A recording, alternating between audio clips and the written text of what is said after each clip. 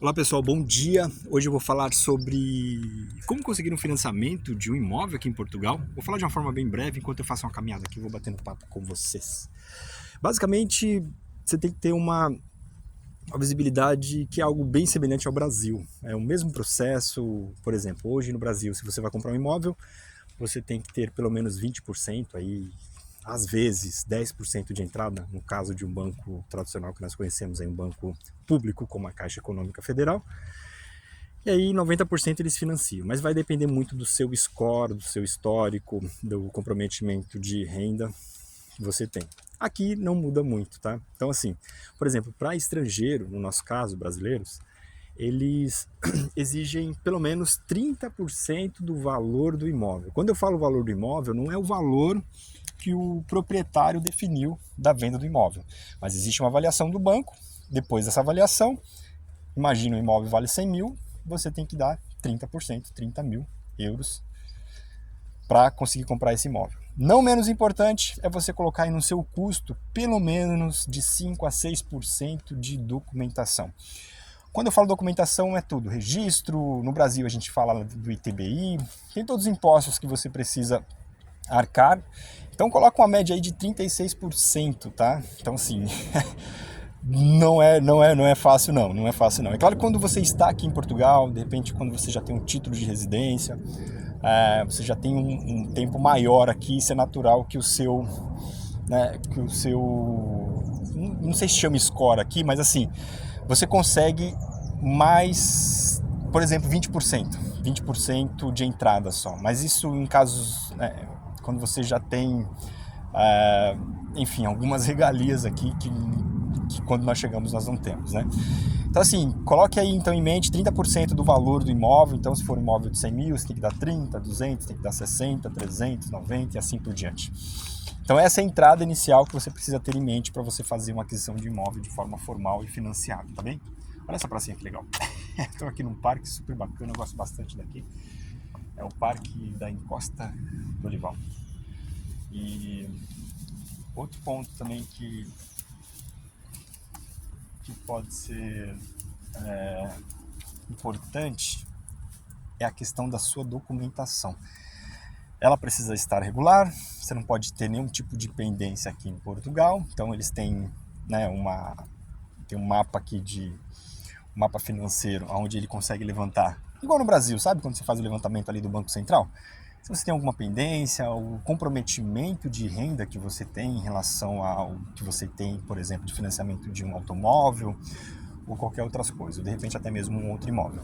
Então eles fazem uma análise baseada no seu imposto de renda, que eles chamam IRS, do ano passado, e aí com base nisso eles conseguem também liberar o crédito. Não menos importante é a questão da tua idade, tá? Então, dependendo da idade, quanto mais velho, menos é o tempo de financiamento, mais é o risco para o banco. E é natural que os juros ele pode aumentar um pouco ou ele pode diminuir um pouco aí dependendo do período. Então, o valor da parcela ele pode aumentar dependendo da idade que você tem.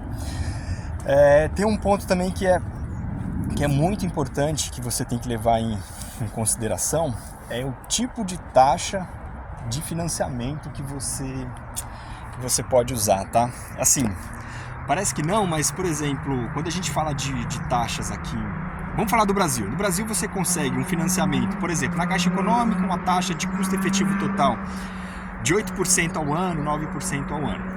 E aí você tem lá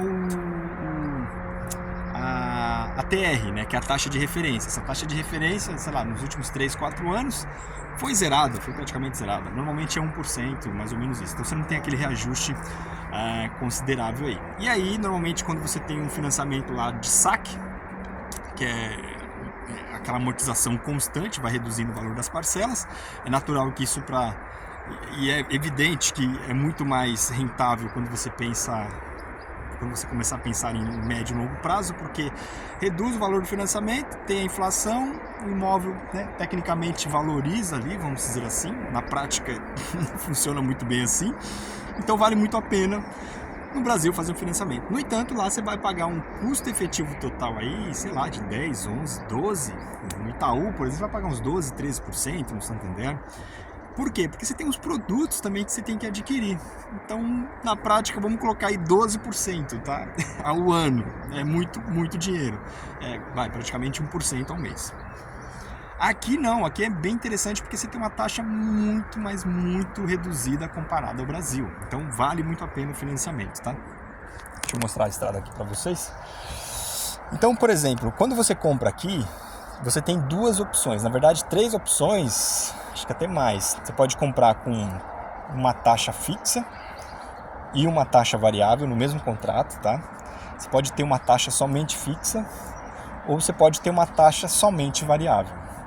E essas taxas elas podem mudar de acordo com o período. Então, por exemplo, eu posso escolher uma taxa fixa ou variável durante 5 anos e depois isso mudar, tá? Então você consegue fazer essa mudança depois. Então, imagina, no Brasil a gente paga 12%, aqui a gente vai pagar mais ou menos uns 4, 5% aí de custo, um custo efetivo total. No final do dia ali, com todos os impostos, os seguros e tudo aquilo que te empurrarem como produto, no final do dia você vai pagar isso aí. No entanto, você tem que tomar você tem que ter muita cautela quando você vai fazer esse tipo de contratação. Tem que olhar no mínimo detalhe, tem que estudar, assistam vídeos, aprenda um pouquinho mais do mercado daqui. Por quê? Porque, por exemplo, eu vi muitas pessoas hoje reclamando de juros extremamente expressivos em relação... Olha esse caminho que legal. Em relação a parcela, teve parcela que quase dobrou, sabe, o valor. Então, assim, por quê? Porque era uma taxa mista. Então, quando o Banco Central aqui, europeu, sei lá, eles decidem por algum motivo, em questão de inflação, guerra da Ucrânia, mas pós-pandemia, por algum motivo, a economia, ela se altera, é natural que isso venha também para esses financiamentos, né? Que eles chamam. Então, enfim, tem um spread do banco lá que é uma taxa, que o banco, de certa forma, é um lucro para eles, vamos dizer assim, é o que eles ganham para emprestar o dinheiro. Existem essas variações, então tem que tomar muito cuidado em relação a esses pontos, porque às vezes você inicialmente vai entender que vai fazer um bom negócio, porque imagina, você paga 1.000 euros de arrendamento, você compra uma casa, você vai pagar 600 naquele mesmo imóvel, entende? Dando os 30% de entrada ali, e aí você tem que fazer esse cálculo muito preciso nessa tomada de decisão. E eu vou te falar o porquê. Por quê? Imagina, se você compra um imóvel aí de 200 mil, você vai pagar 60 mil de entrada. 60 mil de entrada, olha só, 60 mil de entrada, no Brasil, se você calcular 60 mil mais 6, 66 mil. 6 vezes 5 vai dar mais ou menos 300 mil, esse 6%, quase 500 mil reais. 500 mil reais no Brasil, a uma taxa de 1%, em qualquer CDI, CDB, em qualquer tipo de investimento, você vai conseguir 5 mil reais por mês de rentabilidade. O que são esses 5 mil reais? São praticamente 1.000 euros. 1.000 euros você paga um arrendamento. Esse dinheiro no Brasil e de forma líquida, ele está lá rendendo esses 1.000 euros, onde você pode pagar um arrendamento, ao invés de você pegar esses 30%, dar de entrada aqui, ter um imóvel financiado, que ainda você vai pagar uma parcela por mês e vai ficar muito mais caro, entendeu? Então você pagaria, deixaria de ganhar esses 1.000 e pagaria, por exemplo, mais 600, 700 euros de parcela. Então é preciso fazer esse cálculo antes de fato fazer uma aquisição. É claro que assim, decidir um lugar para morar aqui, vou ficar aqui para sempre, vai ser um negócio para investir, que eu vou colocar uma pessoa para morar. Então assim, depende muito do cenário para você de fato fazer uma aquisição. Então antes mesmo de você, né, porque a gente vem para cá, a gente fica empolgado, quer comprar um imóvel, enfim, toma muito cuidado que tem algumas pegadinhas que no final do dia ali talvez não faça muito sentido, entende? E o arrendamento, quando você, por exemplo, faz um arrendamento aqui, no Brasil também né? Assim, 1.000 euros, se você arrenda por 1.000 euros, parte dessa grana você tem que devolver de impostos, entendeu? Sei lá, 20%, 30% do valor, entende? Então, assim, alugou por 1.000, você vai receber 700, porque 30% você vai ter que pagar para o governo, 300 euros, por exemplo. Não é exatamente esse valor, tá? Mas esses cálculos, eles precisam ser feitos minuciosamente, tá? Então, assim, às vezes você tem todas essas condições, todos os pré-requisitos, todas as documentações, o dinheiro de entrada, né? Entendeu mais ou menos como funciona o mercado daqui. Pronto, tem todos os pré-requisitos para comprar. Mas é importante que você faça uma análise, né, financeira, para que de fato você tome essa iniciativa. Porque infelizmente, na prática é um pouco mais complicado, tá? Então, assim, a gente tem pensado nisso também, agora a gente não consegue fazer isso de imediato, mas, assim, é importante você fazer essa análise, ok? E um ponto não menos importante é aonde você vai fazer essa análise. Quando você decidiu comprar um imóvel, você precisa levantar esses pré-requisitos e precisa enviar os documentos para os bancos para que eles façam essa avaliação do teu crédito, né? Para que de fato você consiga comprar um imóvel.